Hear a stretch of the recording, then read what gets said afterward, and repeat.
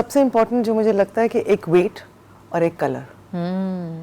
कम है तो भी सही नहीं, बढ़ गया है तो भी सही नहीं।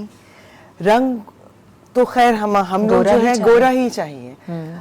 कंसिडरिंग जिस फील्ड से मैं हूँ एंड मेरे गिर्द इतने बच्चियाँ, इतनी ग्लूटाथियोन इतना ज़्यादा हो गया है कि पहले तो स्किन पे लगाने का था, अब इंजेक्शन। जी जी, everyone wants to be vampire white.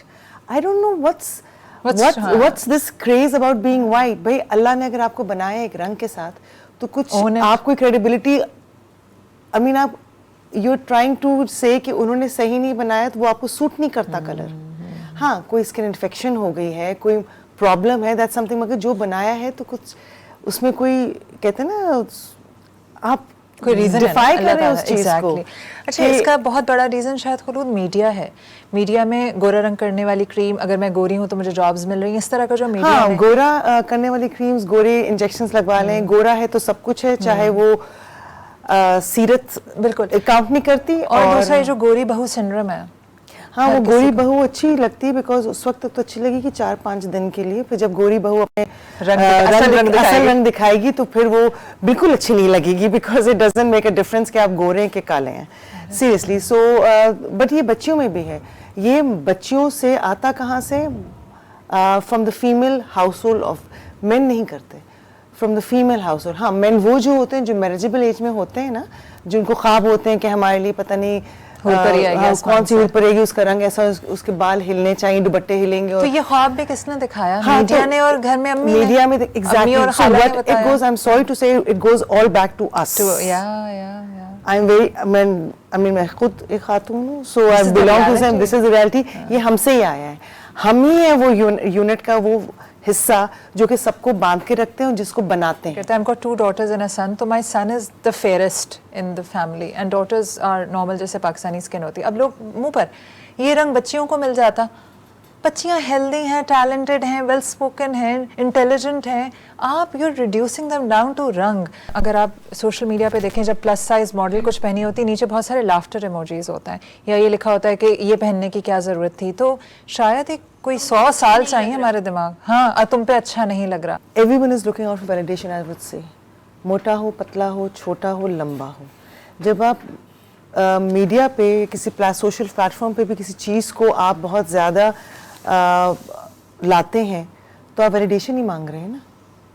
आप कहते हैं कि आप पॉजिटिव रीइंफोर्समेंट उसको इंक्लूसिव कर रहे हैं, चाहे वो मोटा है, छोटा है, पतला है, but no, I mean I feel that this social medias के थ्रू जिस तरह ये हो रहा है सबको, this is all pure marketing for their own benefit. That is so true. So this is not working out for the core, because it's not helping anyone. See, it is not helping anyone, so it is for their own good, for what they want to sell, and वो लोगों को use कर रहे हैं और लोग, मगर this is not actually enabling them and showing as if they're enabling them, but it's not enabling them. कोई भी चीज परफेक्ट नहीं है दुनिया में और ये imperfection ही ब्यूटी है जिंदगी की। That is true. Mind over matter plays a very important role. आप किसी का ट्रीटमेंट किसी भी तरीके से आप किसी को फिट नहीं कर सकते उनके लेवल पे जब तक उनका दिमागी तौर पे मुझसे अलाइनमेंट नहीं हो। Very true.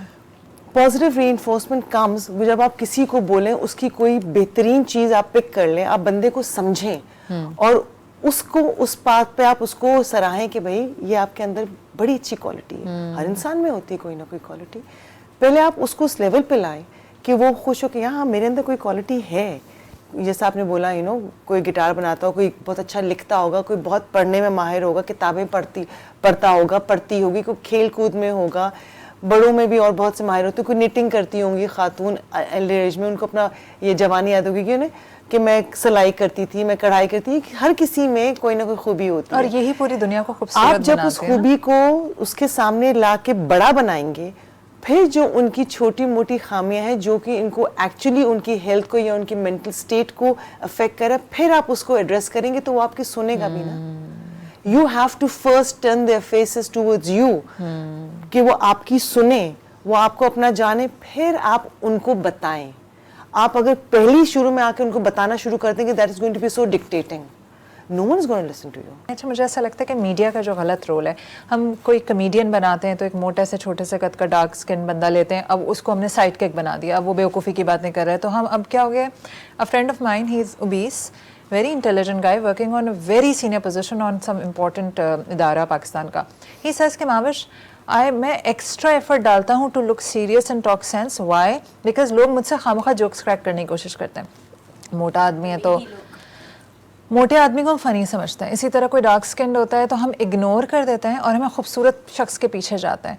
तो मीडिया ने बहुत हेल्प किया इस बात को मज़ीद मतलब डिस्टॉर्ट किया हमारा इमेज, क्योंकि हम कभी कोई छोटे लेवल की खातून गरीब लड़की दिखानी है तो उसको डार्क दिखा दो, फ़नी दिखाना है तो मोटा दिखा दो, और अगर अमीर पढ़ी लिखी और बहुत ही सोफिस्टिकेटेड दिखाना है तो वो हसीन होगी, गोरी भी होगी.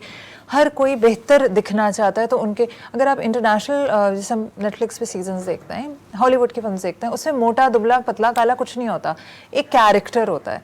और वो अच्छा अनलेस की कोई कॉमेडी मूवी है. तो मुझे बताएं एज एन एजुकेटर, बच्चे यही देखते हुए बड़े हो रहे हैं, बच्चे इसी तरह की डिज्नी प्रिंसेसेस को देखते हैं. तो आप बाकी एजुकेटर्स को कोई ऐसा पैगाम देना चाहेंगी जो कि हेल्प करेगा बच्चों को अपने आप को एक्सेप्ट करने में? मैं सबसे पहले यही कहना चाहूँगी कि एजुकेशनिस्ट को मॉडल करना है. जिस तरह की टोन वो सेट करेंगी, जिस तरह की लैंग्वेज वो यूज़ करेंगी, and it should be done every day. ऐसा नहीं है कि बस एक दिन गई और बहुत अच्छी बातें बोली, बहुत अच्छे वर्ड्स बोले और आपने नेक्स्ट डे से आपकी वही टोन है, वही लहजा है और वही चीज़ें वो घर पे भी सुन रहे हैं बच्चे, आपको भी सुन रहे हैं और वही वो फॉलो भी कर रहे हैं और वही एक दूसरे से भी उसी तरह की बातें कर रहे हैं.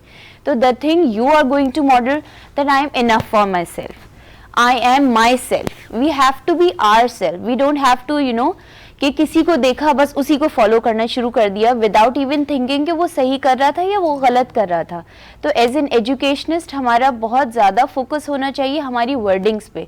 जिस तरह के वर्डिंग्स हम यूज़ करेंगे बच्चे एग्जैक्टली बच्चे डिट्टो कॉपी करते हैं हमें, और उसी तरह की वर्डिंग्स वो एक दूसरे को बोलते हैं. आप आके उनको आज बुरा बोले, वो वही जाके घर पे आपको एक्ट करेंगे. They are going to pretend as a teacher, वो बन के वही सेम बातें वो घर पे बोलेंगे. तो ऑब्वियसली देखें स्कूल में तो बच्चे 20 to 30% होते हैं. मेरी रिक्वेस्ट होगी पेरेंट्स से स्पेशली कि वो अपने बच्चों से इतना अच्छा रेपो डेवलप करें, अपने बच्चों को इतना ज़्यादा. जब उनका अच्छा रेपो होगा तो कोई और अगर फैमिली मेम्बर लाइक कज़न्स या जो दूसरे लोग होंगे वो कुछ भी बोलेंगे तो उतना बुरा इम्पैक्ट नहीं आएगा कि जितना कि फैमिली मेम्बर्स ही जब सब कुछ बुरा बोल रहे हैं. अगर मेरे 3 बच्चे हैं और तीनों में हमेशा कंपैरिजन हो रहा है कि एक मोटा है, एक पतला है, एक की ये डिसेबिलिटी है, एक की ये डिसेबिलिटी है, इन चीज़ों से हमने बच्चों को ना आइसोलेशन में डाल दिया है कि अच्छा एबिलिटीज़ नहीं बता रहे, अप्रिसिएशन नहीं है, कोई मॉडलिंग नहीं है हमारी कि हम बच्चों को अच्छी बातें, मतलब वो डेली उनकी जो लैंग्वेज है उनकी लैंग्वेज में इनकलकेट हो गया है. वो low self esteem, self critical, वो हर वक्त अपने आप को वही बातें बोल रहे हैं, अपने आप को बोल रहे हैं, अपने सिबलिंग्स को बोल रहे हैं, क्योंकि वो पेरेंट्स ने वो चीज़ें उनके माइंड के अंदर इंस्टिल कर दी हैं. वो हैबिचुअल है, they are habitual of speaking. और वो उन्हीं वर्डिंग्स जो एफर्मेशंस हैं, जो बैड एफर्मेशंस हैं, जो उनको नहीं बोलनी चाहिए, वो हैबिचुअल हो गए हैं वो बोलने के लिए. तो ये चीज़ें माइंड में इतनी ज़्यादा इंस्टिल हो गई हैं. तो एज एन एजुकेशनिस्ट हम 20-30% स्कूल में देखते हैं बच्चों को, और उसके अलावा जब पेरेंट्स के पास जो बच्चे हैं ज़ाहिर है उनके पास जब घर में आ जाते हैं तो अब उनकी रिस्पॉन्सिबिलिटी है कि वो ओनरशिप ले अपने बच्चों को, किस तरीके से उनकी मेंटल हेल्थ के ऊपर वो फोकस करें, रादर देन कि आपने अच्छा तो सब कुछ दे दिया, उनकी ख्वाहिशात तो आप सब पूरी कर रहे हैं, लेकिन मेंटल हेल्थ पे उसके क्या इम्पैक्ट आया हुआ है, वो क्यों इस तरह का बिहेवियर है, इस पे हम बिल्कुल भी बात नहीं कर रहे अपने बच्चों से.